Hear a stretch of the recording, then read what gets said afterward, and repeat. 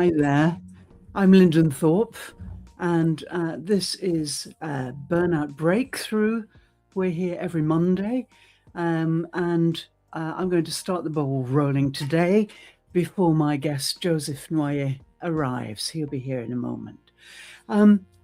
Yes, Burnout is my game, and I'm involved with SDIG, the Systemic Diversity Inclusion Group, too.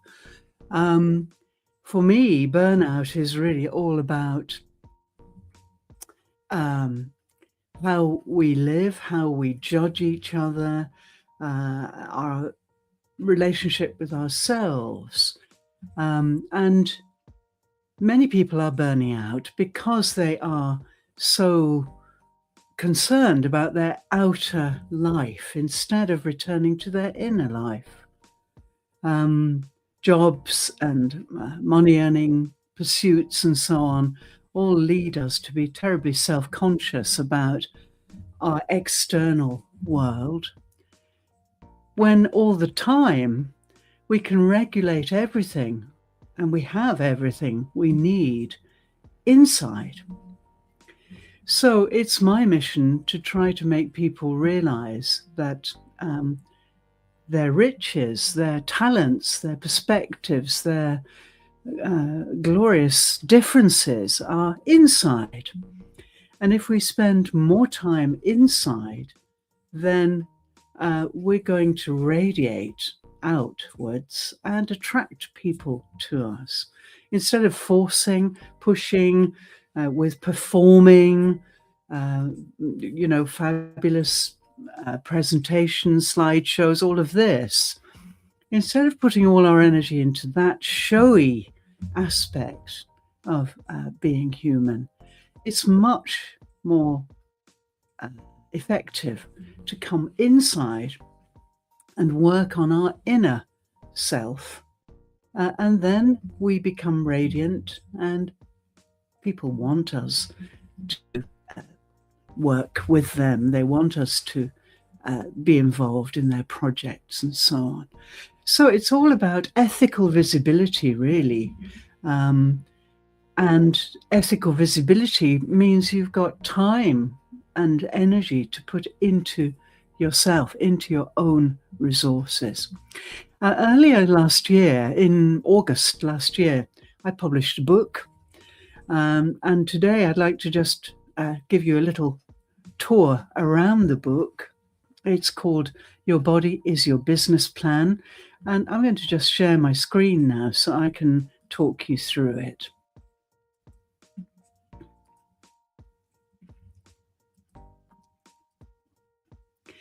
Here it is. And this book is very much accessible. It's on Amazon. It's a workbook, really. So it's not a big, thick paperback you have to plow through. It's a quite thin, quite large format book, which you can use as a workbook. And yes, it's all about avoiding burnout, but it takes into account this idea that your body is your best business plan. It's your best plan for anything, whatever you do, because this is where we live. This is our real aspect, our real self. And my work really is with the body and the spirit. And I work to help people to really access those and activate them so that they can flourish. Yeah. So right at the beginning, this is a flipbook version. I talk about my story, and you'll find that it's quite an interesting story which has led me to this point. And if you go through, you'll see that the chapters really are very much about what the mind is and what the mind isn't. And so just quickly to go into that, there are two minds. Well, there are many minds, but let's say there are two. There's the brilliant but limited mind between your ears that we associate with everything neuro. Okay, and that we need. It's a brilliant tool. We can use it for so many things. But then if we step out of that mind and stop calculating, stop comparing, stop doing all those things and analyzing, stop doing all those things that we need to do for our work, and come inside, you'll find the unlimited mind. And this is very different. It's a mind that we inhabited long before language, long before the development of the human brain. We lived from our bodies and our spirits in our unlimited mind. And so the story goes, we were much happier then. And we didn't have burnout. We didn't have nervous breakdown, which then became burnout about 20 years ago. And we can see really, when we compare people before the age of enlightenment and afterwards, that we are much more complicated now, because we try to live from this limited mind. It becomes our identity. It becomes who we are. IQ, for example. People are obsessed with their IQ. What about their EQ? And what about their amazing human spirit and all the other skills and tools that we have at our disposal?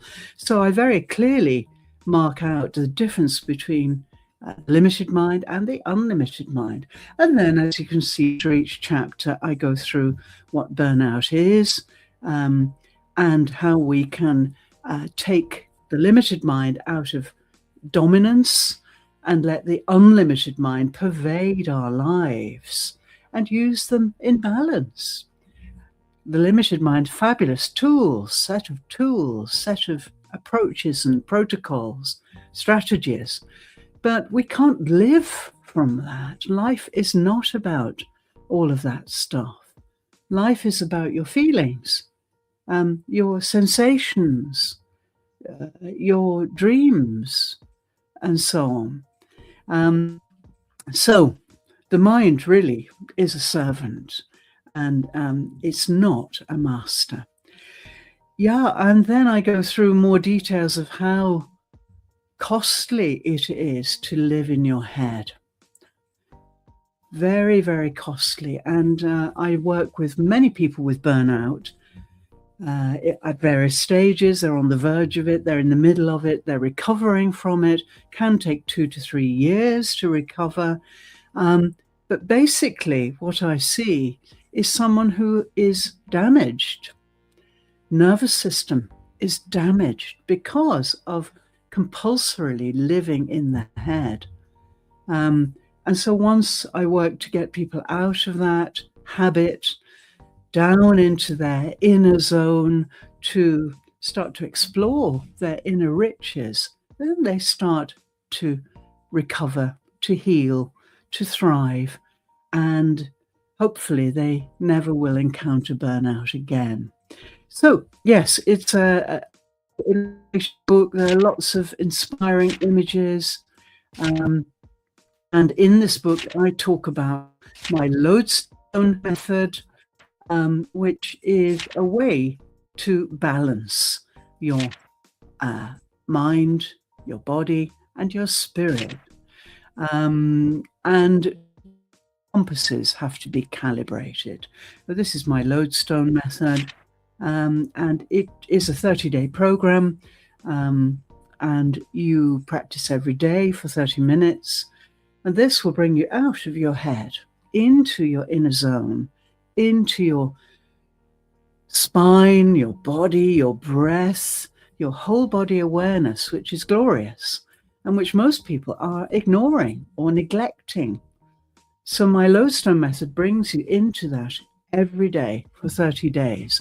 And during that time, people really dive down through all the layers of conditioning, all the protocols and strategies, all the mental stuff, right down into their inner core, and they directly contact their heart, and they start to live in a different way.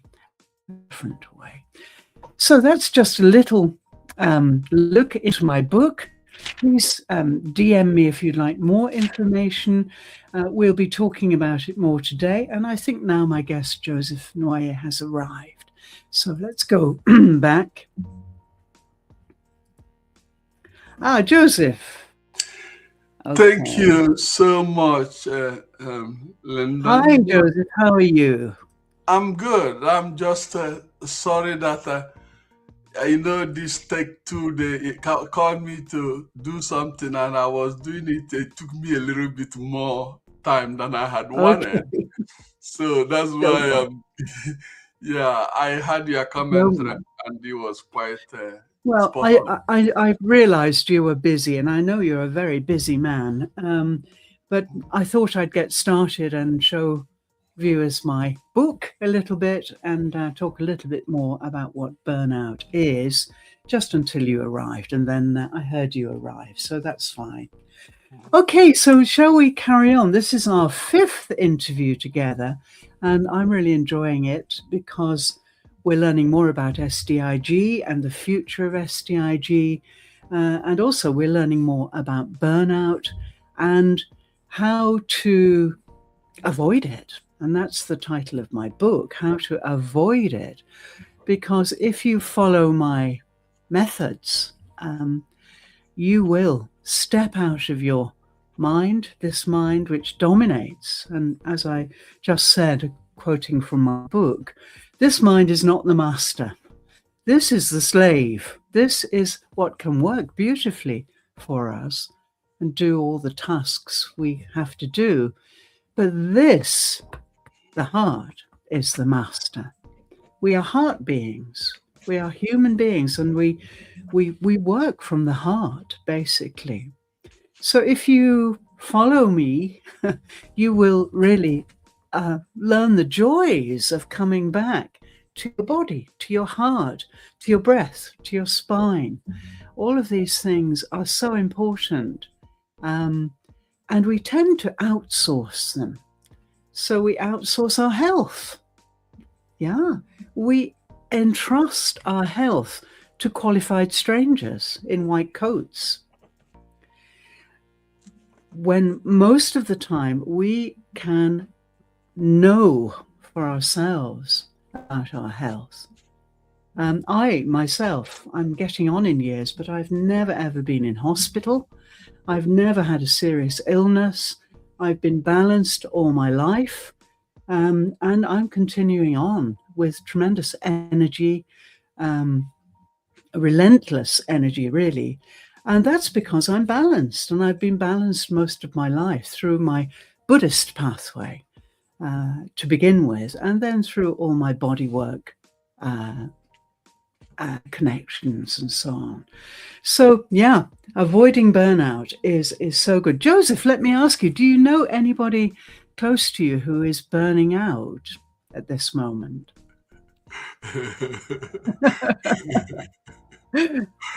Or is that an imprudent question? To be very candid with you, I know quite a number of them.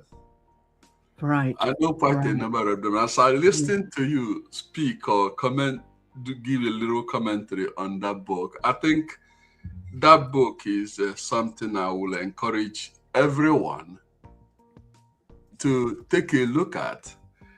The most interesting one, which I think will give people something to take with them, would be by looking at it, they can begin to see and respond effectively to the question, how to avoid burnout. There's a saying that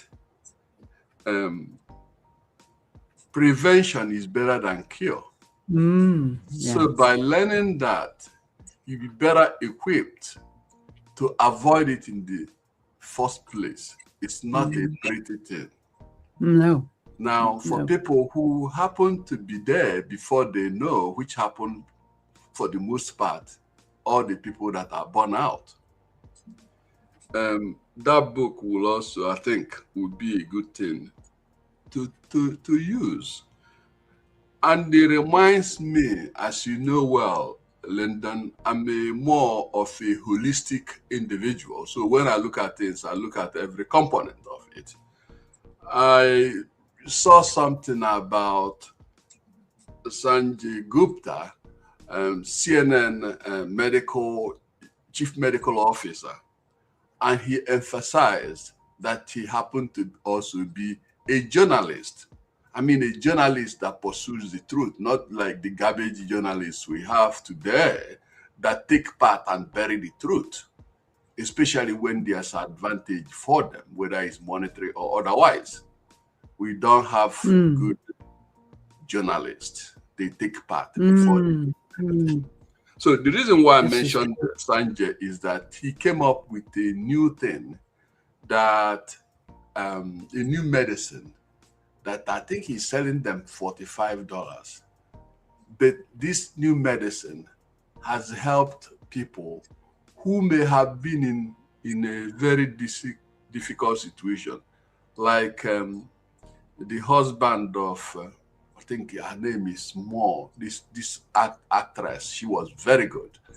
The husband, I can't remember his name. He was in a desperate situation, and the medicine cured him. I could not believe his interview. And then Sanjay's dad was in the same predicament. That medicine cured him, among host of others. But the one that led me to really think, which makes me to be consistent with my view, extreme profiteering is bad for humans. And if you go to where you were talking about humanity, where we are talking about our heart, it seems like it fits into that narrative very nicely. So I would say I like the presentation. I will, however, do more to see that people I know or people who have complained to me about burnout are aware of this, because a lot of people are not aware of some of the things. No, that's the problem. The knowledge we've acquired and the way we are presenting them, I think that the problem is that it's not disseminated well, and if it's disseminated well, people that need it don't see it. And the last point I want to make on that was that Sanjay, when he advertised his work, a lot of people, those juggernauts that profit out of pain of some human beings, asked him to stop. And they were offering him millions and millions and millions of dollars, which he said no. First, he happened to be a good journalist. And that's why that thing is out, because those people want to continue to give people medication that oftentimes do nothing except deal with the surface area. And I think that to his credit, we need more people like him, people who are principled. Yes. Thank you for what you have presented, and I think it's really, I really like it. Thank you, Joseph. That's great. That's great endorsement. Yeah, I think most human beings do not realize what incredible talents they have. We each have the talent of knowing our bodies. We can know our bodies intimately. I can tell you exactly when I'm not well or when I am well, and I deal with it myself. I don't use medication at all. We're self-healing. We can heal. But the problem is that people don't trust themselves. People have lost trust in themselves and preferred to outsource. We outsource everything. We outsource education, our favorite topic. We outsource it when really we are the masters of how we learn. We are the only ones who can actively learn. Nobody can force us to learn. So, we've outsourced our education over the last 200-300 years. We tend to outsource everything when actually we have a big, shiny diamond sewn into the hem of our clothes. This is a Buddhist parable. The man who, so poor, had a big family, many daughters he had to give dowries for.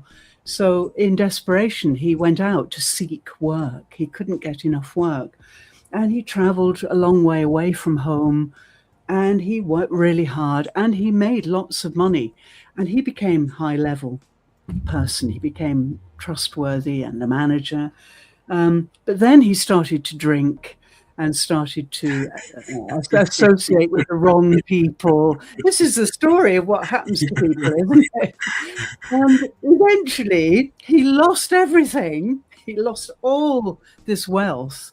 And in a terrible state of desperation, he trudged back home in his rags again, got back home, and his family was so pleased to see him and so loving about having him back, never caring about the money lost and so on. And then his mother died quite suddenly, and she left him a letter. And in this letter, it said, dear son, incredible efforts. However, you have always had the family ruby, priceless ruby, sewn into your coat hem. I sewed it in. You've always had that gem. You never noticed it. So this is a parable. Okay, so it shows us that the things we need to be aware of are very close to us. They're not out there. They're not out in the world, which we, through the visual world domination, through the intellectual world, we're always pulled out of ourselves. But in fact, all the riches we need, like the man with the ruby sewn into his coat, are here, right here inside us. And if we access those, and I work a lot to help people to do that through meditation, through mindfulness, through healing, then we become so happy because we're self-contained, we're self-reliant. We don't need to outsource. It's a fantastic feeling to know that you can depend 100% on yourself. Most people cannot say that. They will say, oh no, I don't trust myself. I'll get an expert. I'll get a doctor to check me. So they're hedging their bets all the time. But by hedging their bets, what they're doing is turning their backs on their natural qualities that we all have. And something we can all do is take ourselves back to a time before language. Can you imagine that? When people didn't use language at all, it didn't exist. Pre-language. How did people live? Pre-healthcare, pre-education. How did people survive? How did people become happy? Well, they depended on themselves. They depended on the earth. They depended on the sun, the stars, the moon. And we still have all of that around us, but we ignore it because we're trapped in our heads and we outsource all the time. And that is the very root of burnout, the very root of it. If you are constantly out there, there will never be any lights on at home. You're never home, and that means you get out of balance, terribly out of balance. Yeah.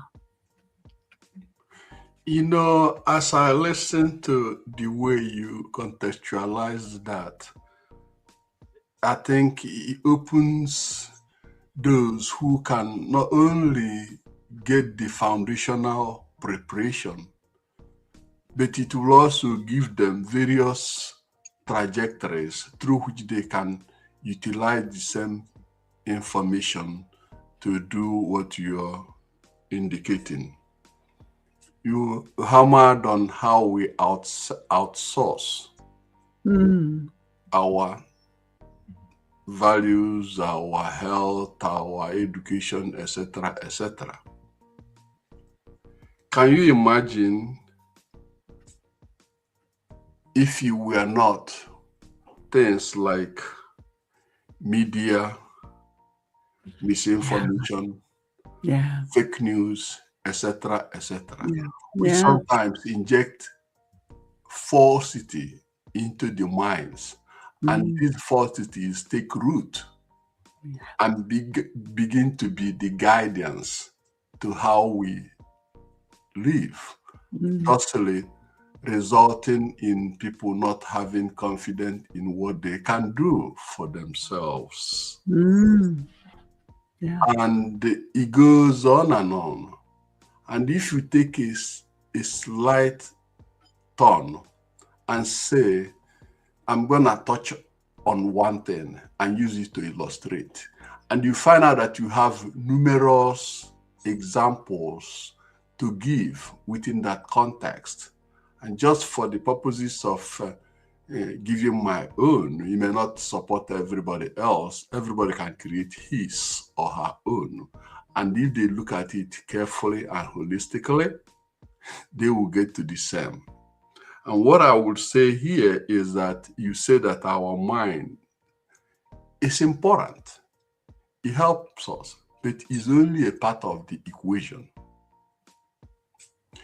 We do have our body, we do have our, other resources, our hand, our eyes, and etc., etc.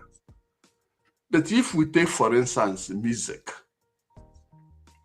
as a means to illustrate this, you probably hear about, country music, about reggae, about hip hop, etc., etc. And some of them were characterized as bad for everybody. Somehow, some people use even the ones some may characterize as bad to become a source through which they assert who they are. And in course of doing it, they achieve something beyond what some people with PhDs and all these minds-driven knowledge acquisition could only imagine. And that's life. So your work is very important, and stay that course. Thank you, Joseph. That's lovely endorsement. Thank you so much. Yes, it is very important. It's a kind of revolution, really, that's in progress, because, of course, with digital life intensifying, many people leaving traditional work situations, 9-to-5 grind, as I call it, leaving that to establish their own multiple streams of income, personal economies, and so on. And as AI ascends and we get into a situation where if we are carefully training AI, we can really find much more time for ourselves and our own development, because we can give the AI assistants all the, repetitive tasks and so on.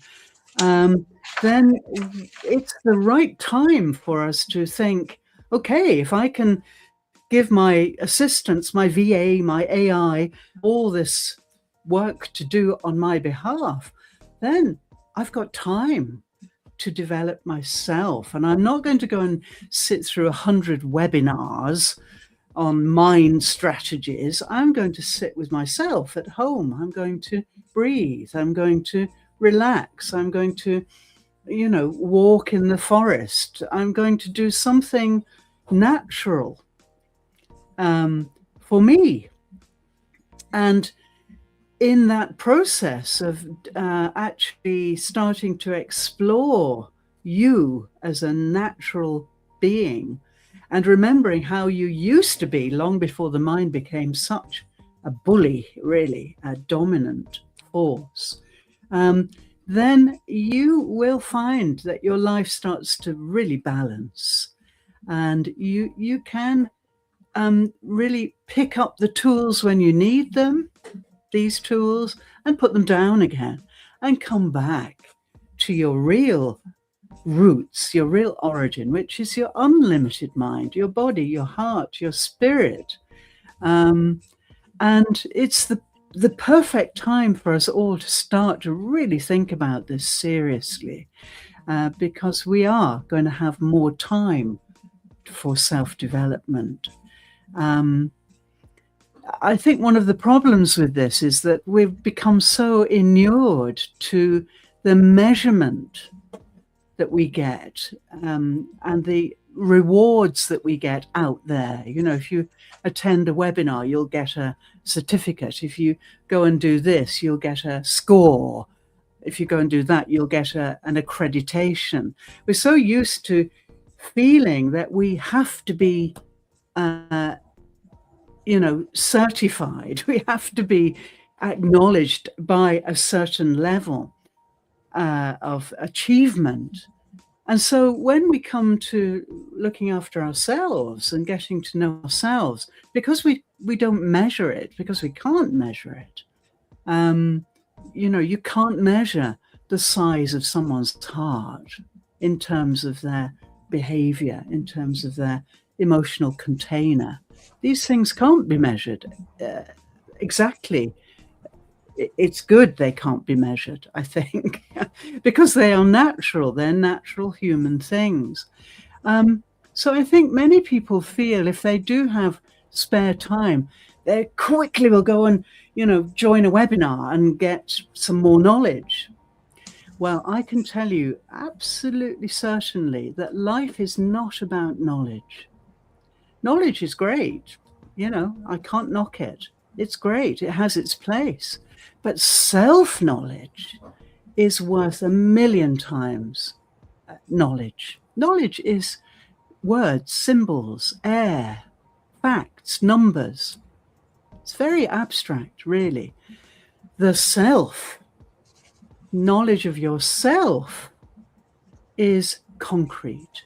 And so, how do tribal people survive and thrive? Not on knowledge. They are practically experiencing the world. They're out there, looking after species, making the world thrive, living with the earth. They don't need all this intellectual knowledge at all. The Aboriginals I have mentioned several times, no use of this mind at all. No thinking, no calculating, nothing. Heaven. It was heaven to be with them, because they were just so natural and so grounded and so happy. Knowledge will never make us happy, because it's an addiction. If we get some knowledge, we want more. We want more than anybody else. It's like money. They're addictions. They become addictions. And money and knowledge are simply symbols for energy. Knowledge is a kind of energy, and money is energy. So, when you look at how tribal peoples, traditionally living tribal peoples live, they don't need money. They don't have money, and they don't have knowledge. They don't need it. I think one of the most exciting things I have ever seen in my entire life is when I was in the South Australian desert. I was part of a group of white Australians. Well, I was not Australian, but I was of European descent, who were accompanying a group of Aboriginals who had decided they hated the way white people lived in the settlements that are provided for native peoples. They just couldn't live that way at all. So they decided to leave and go back into the very center of Australia which is called Arnhem Land, which is their traditional land, and white people are not allowed in. You know, it's their traditional land in the center. So we were accompanying them, and many of them were old, and there were lots of children too. And so we would rest during the day in shade shelters, which we built as we moved along through the desert. And then we would walk during the night, following the stars and the sun and so on. No compasses, nothing. And when we eventually reached the point of separating, where they would go on alone, the most extraordinary sight of my life came before my eyes, and we stood waving to them. They left naked. They walked naked. None of the clothes that had been donated to them, completely naked.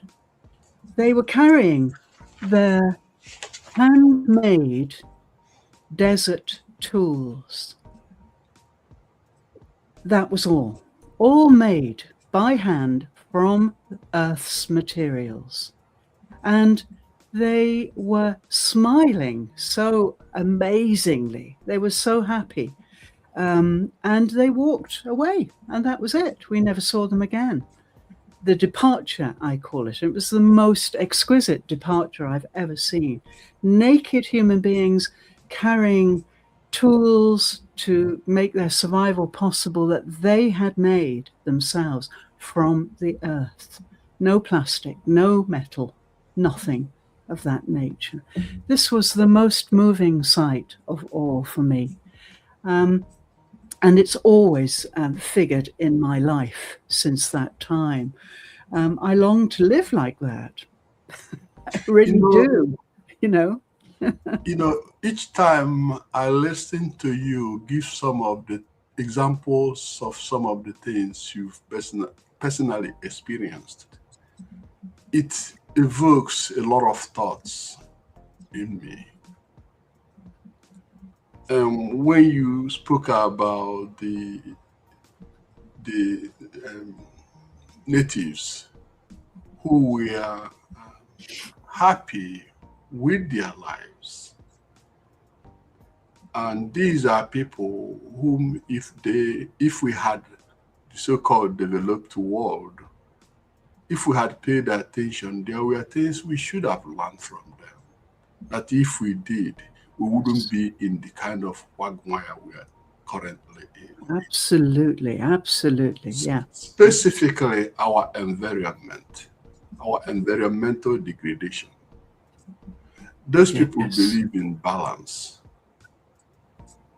And I tend to lean towards balancing, as we are talking about, say, like, what we learn, knowledge.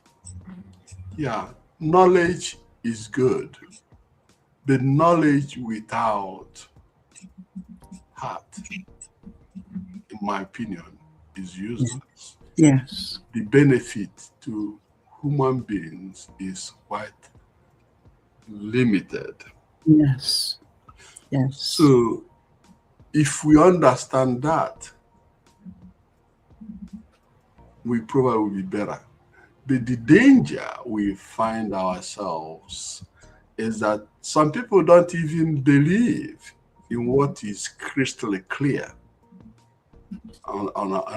in the face of these difficulties. Say, like, when we talk about environmental degradation, 2025 has been rated as one of the I've forgotten how they characterize it, that glaciers are melting and this. Yes. That's danger. Why some people are, don't even believe in it. And if they don't believe in it, obviously, they couldn't even think of the consequences. No. What it's gonna be doing. No, that's you look right. at our quest for military industrial development, you find out that we are inventing what could potentially eradicate humans from the face Yeah. of the earth. And as it is, everyone with the aid of AI could manufacture something that nobody would know. Now, if they found themselves to be, um, you know, mistreated or done anything or backed on the corner, they will use it and the repercussions can never be minimized. So Mm. I Mm. I think these issues, the question is, how do we bring it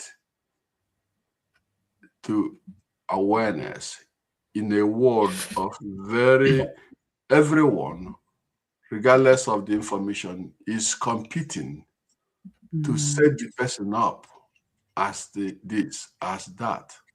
The Mm. importance of culture and understanding one another can never be overemphasized. It is Mm. I crucial agree.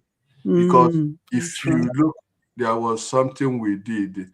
It was very simple, but it was something that some people were asking me a lot of questions on.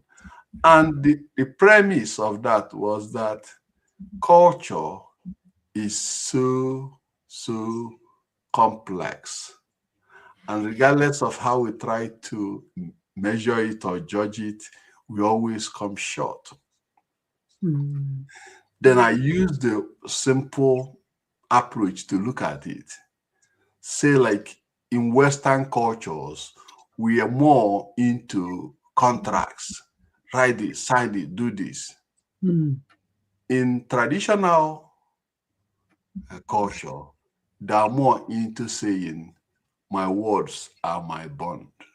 Yes. So Yes. in final analysis, what the example showed is that in most Western world, they look at contract and they draw contract like today. Tomorrow, the people that they call smart lawyers turn it upside down. And Mm. they give people room to present lies. And those lies often carry the day. Yeah. Now contrast it with traditional approach, where people, when they say something to you, they mean it. They wouldn't come in the next second and top step the thing and give you another thing that will be beneficial to them. Mm. So Mm. that's another way to say Yes. truth matters. Yes. And Absolutely. if everybody abides by truth, simple truth, that's Yes. the equivalent of saying the living in a situation where there's rule of law. And that rule of law has to be abided by everyone. And when you do, you have a civil society. And when people subvert things and change it to be to their benefit, it creates opportunities Mm. for fault cities.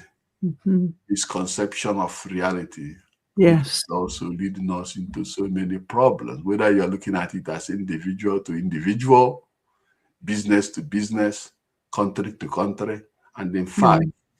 in a world where the so-called United Nations doesn't even have the power to ameliorate situation. No.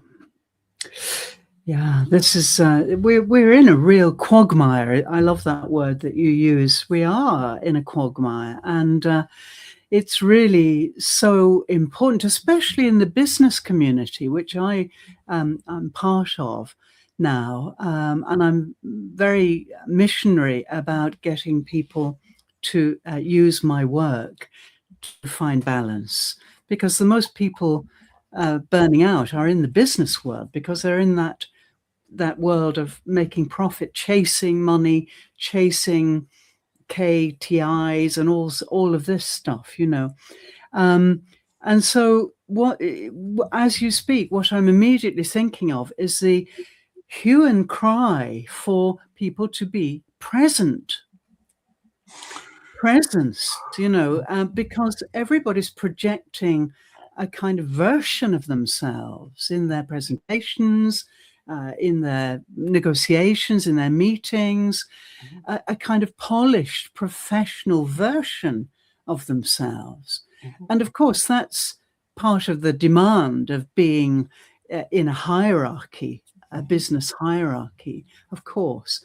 But what it's producing is incredible incongruence for that person who is projecting this polished professional, but inside is cringing with inadequacy, with incomprehension, And of course, this is where we get imposter syndrome flaring up. And this is really part of burnout. It's a part of burnout.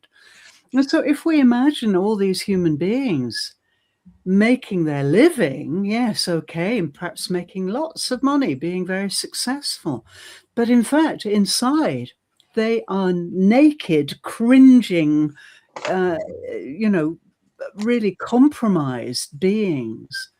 And when they come away from their presentations, maybe very successful presentations, they come back to this very empty, hollow being.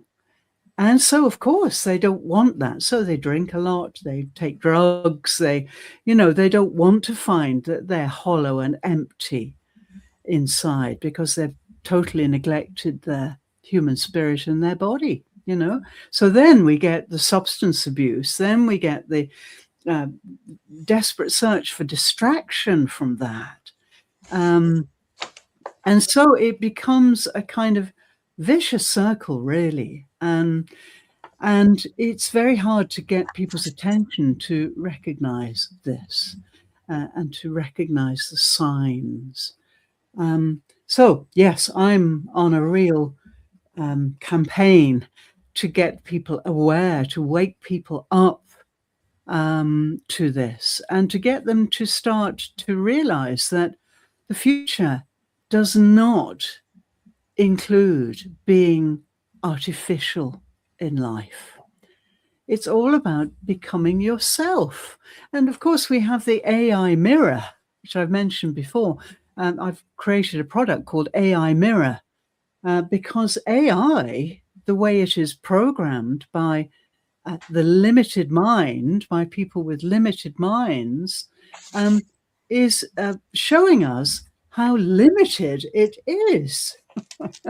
AI is so limited unless we train it, we spend a long time training it, it will make incredibly stupid mistakes that are a mirror of human beings in living from this mind.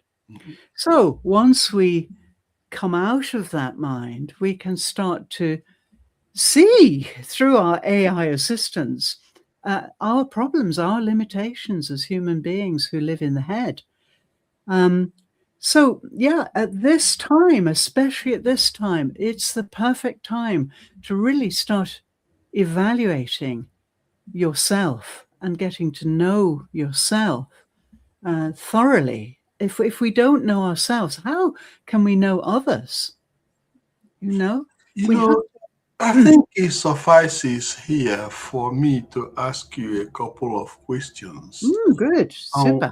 I would say that in an age where, or a time where, what we call minds or what we call knowledge is being proven to be insufficient, as a result of which we see people we perceive to be capable, to be high performing because of what we characterize as a common determinant of brilliancy.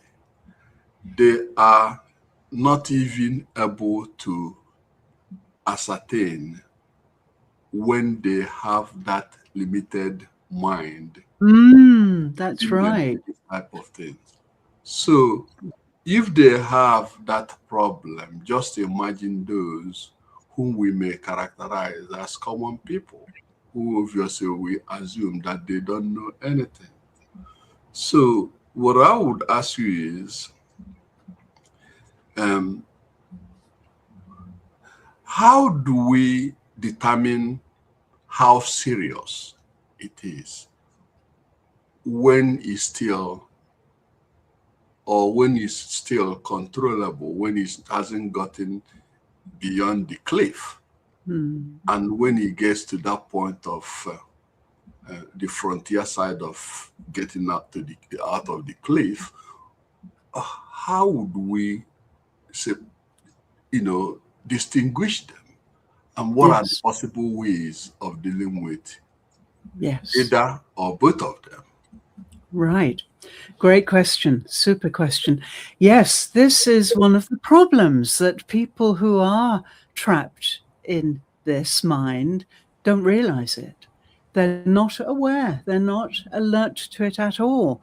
I talk to lots of people and they talk to me about embodiment. They say, oh, yes, embodiment's wonderful. I really believe in embodiment. So I say to them, what do you think embodiment is?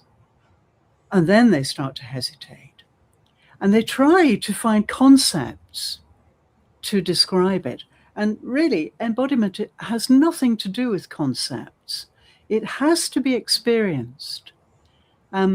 To become embodied, you have to experience what it feels like to open your heart, what it feels like to deepen your breath to your diaphragm, what it feels like to be grounded with your feet strongly connected to the earth, and so on. So really, embodiment is all about experience. You can't conceptualize it. You can't really read about it in a book.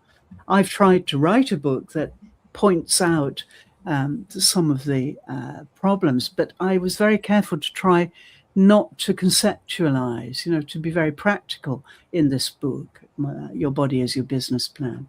So really, the only way people can truly become aware of this is through the work of embodiment mentors like me. There are quite a lot of us around. And also, I have developed a burnout risk self-check. Now, this is an assessment. It's like a survey, if you like, a questionnaire. And it asks about different parts of your body and how aware you are of them. Because somebody who is burning out, or maybe even on the verge of burnout, probably has lost awareness of, for example, their posture. They're looking into screens all day, so they're probably very bent, and they're not able to really feel the length of their spine. They're not very comfortable with their posture. So there's a section of the assessment that is about your awareness of your spine. There's another section about the awareness of your breath, and so on. So I've gone through all the important areas of the body and asked many questions. And it's a survey, so you can choose on a 5-point scale, At the end of that survey, which takes between 3 and 5 minutes, I get the data and I analyze the data in a quite scientific way so that I can then start to talk to the person who's taken the self-check and say, yeah, I think, your posture's not good. You're not breathing consciously or deeply enough. And I can start to lead them to take steps to correct some of these things, to bring them to their consciousness, So this assessment is free. It's completely free. Takes 5 minutes maximum. And at the end of that assessment, you're given a link to book an appointment with me, 30-minute free appointment, where I will talk to you about your results and I will tell you what you can do next. So this is really starting to take off now. I'm promoting it a lot on LinkedIn and YouTube and so on, my main platforms. And people are starting to realize that if they take this self-check, then at least they know what's happening. And it raises their consciousness about, little things like setting an alarm while you're working for 2 hours on your computer, setting in a 15-minute alarm. So you stand up when you hear the alarm and you stretch. And then you sit down and go on again with your work. So just those tiny breaks will make incredible difference, because you're actually becoming you. You're coming back to your body for a few seconds, maybe. But if you follow the alarm and you do this often enough, or an alarm to make you take 3 deep breaths, every 15 minutes, then I'm finding that people can really start to get an idea of how to balance. And of course, I also provide a 30-minute recalibration session, which is not free. That is a very skilled thing that I can, in 30 minutes, through meditation, mindfulness, healing, quantum healing, whatever you want to call it, you can transform. You will transform, because you will get back in touch with who you are in that 30-minute period. So I do those very quick fixes, and they're getting more popular now. And then I do a 30-day program, which is called Lodestone, which we've mentioned before, and it's all laid out in the book. And Lodestone is a 30-day program where people work for just 30 minutes a day in a meditative state. I guide them through my voice. It's an audio transmission. Every day is different, but it follows a routine, a certain sequence of things to do. And during that time, people very often communicate with me. You can communicate with me every day on this program. There's a direct link to communicate every day. So I'm really guiding you. And many people are saying, wow, I really know who I am now. So it's as if the transmission is designed to drill down below all the social layers, below all the external expectations, to find your authentic self. And so people actually do. And this is most exciting. Lyndon, I know who I am now. I've got rid of all this baggage, and I know who I am. And so now I can proceed from a different position in my life. Well, I think this is a very generous offer for you to give that opportunity for people to learn and know burnout, and learn how to tackle it. Thank Now, you. the question, especially when you make it free, the question I have for that is, like, how long would it take for someone to recover from burnout? And the second part of it is, how would someone who recovered would feel? What does it look like? Great question. Well, burnout, I've got somebody who's in their 3rd year of recovery. Yeah. And I've got another client who I don't think will ever recover from it. So damaged, nervous system so damaged, and is now considering changing their life entirely, because they can't go on with their internet business. They cannot go on with screen staring, I beg your pardon, screen staring day after day. They just can't tolerate it. So they are completely rejigging their lives. And And so, yes, it can be very severe. And it really affects the whole body because it's nervous system damage. And the nervous system is the controller of the whole body.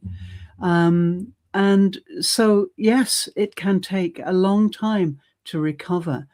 And the other thing is, because people are trapped in their limited mind, they don't recognize the early signs. And so what I do through my work is I teach them how to do whole body listening. Well, this is something that tribal peoples do. In the intellectual world, we are persuaded that listening, which is always pointed out as being very important, is all happening here. You know, the ears are very close to the limited mind. And so it's all happening here. But in fact, the whole body can detect vibration. And that's what sound is. It's vibration. So we can use the whole body to detect vibration in our environment. And therefore, we are actually stimulating the vagus nerve. The vagus nerve is the principal nerve from the brain to the body. So it's the biofeedback nerve. So everything that's going on in the body is fed back to the limited mind through this nerve. And it runs, you know, from the brain down the sides of the face, into the chest, down into the gut, down into both arms. The vagus nerve in most developed communities is flaccid. It's not developed at all. It's got no tone because people are listening only from their intellectual ears, you know. But if you look at tribal people and people who live close to the earth, their vagus nerve is so strong. They can detect vibrations up to 10 miles away. And I've experienced that with my own being in the desert. You know, they can stand still and listen with the entire body, even the soles of their feet, stand still for 2 or 3 minutes. And then they will say, come, we have to get out of this desert. There's a sandstorm coming. Quick, we need to move because there's a stampede of kangaroos coming our way. They are extraordinary because they're using their whole body to detect any kind of vibration, small, large, near, far. Now, we can do this. Our ancestors did it. That's how they survived, you know. They didn't have this. And so, you know what I would ask that you try to do, because I think you're presenting such a powerful thing that could help people to live better lives. I would think that what we might do is try segmentation.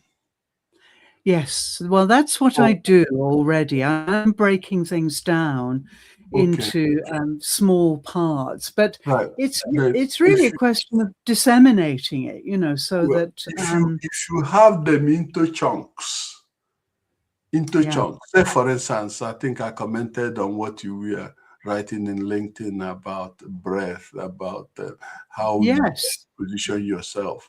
Thank you for that. Those points. Yes. I think that even there are some people who are in public speaking that still cannot conceptualize those things in the way it should to help them, you know, enhance the utilization of those tools. Yes. Now, if you would try to segment them, bring like-minded tools and go through them from one segment to the other, other. And you do them specifically to illustrate those things that can be put in context of seeing how they relate. And I think that would be very good, and that would be sought by people. And then the other part is to making it public, getting it Yes. to people who will need it, Yes. finding ways to give them. Because this web thing, the noise is so much, and it seems like we pursue the noise rather than what will actually make. Yes. Yes. Then Yes. it's Yes. difficult to separate the good Yes. things Yes. and the noise. But this is great advice, and this is what I'm doing, and it's a really huge job to try to Oh, keep I know. putting out. But if you look at my profile on LinkedIn, you'll see I am gradually covering all these areas and making more and more impact with things like whole body listening and the diaphragm. I've just run a series of articles, erudite articles, with follow-up posts on LinkedIn based on the diaphragm and how we can use the diaphragm in our daily life, how to get to know it, and so on. So, yes, gradually I'm doing it, but it's a huge job to try to Well, keep nothing public. good ever come easy.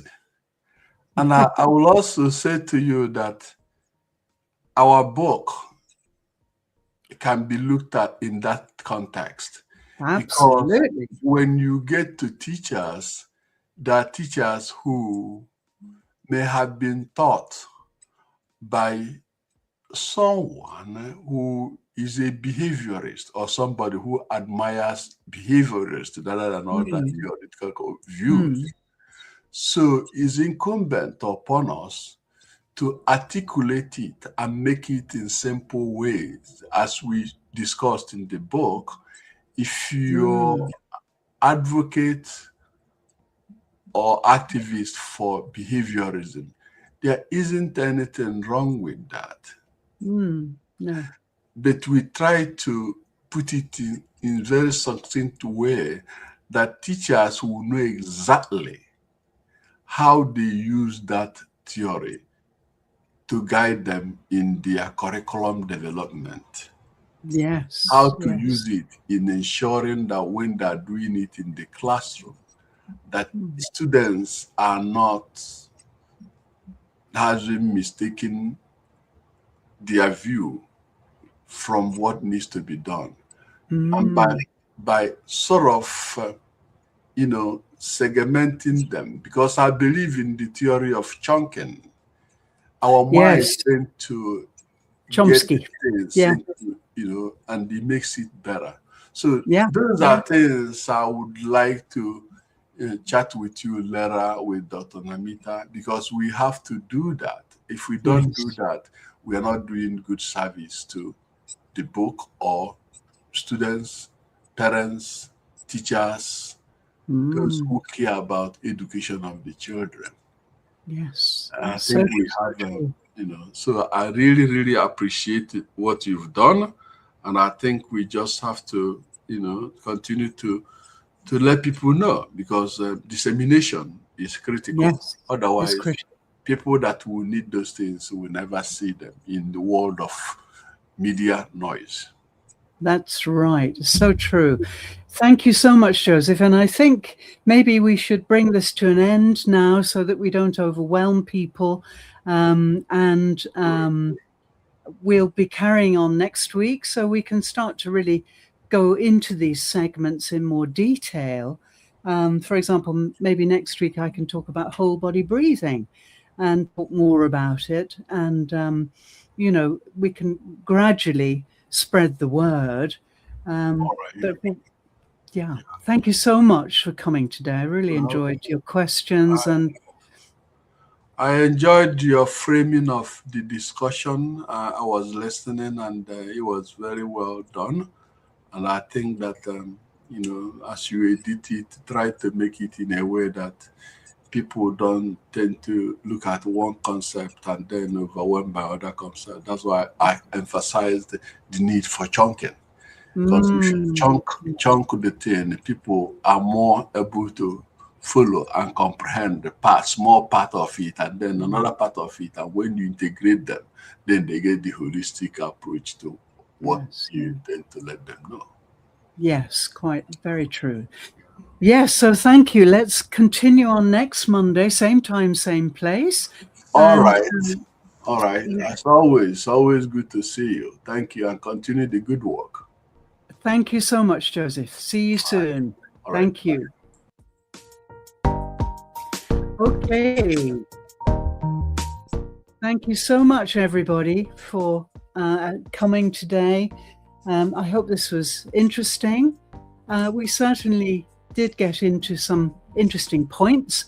And as Dr. Nwoye says, we'll go on doing this each week so that we're going to gradually cover as much of this area as possible. And it is a huge area to try to get everybody aware of their potential physically and from a balance point of view.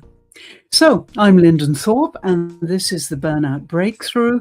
We'll be back again next week with Dr. Nwoye to go on exploring this topic of your body and your spirit and burnout, and making sure you don't fall prey to it. Thank you so much. See you next week. Bye for now.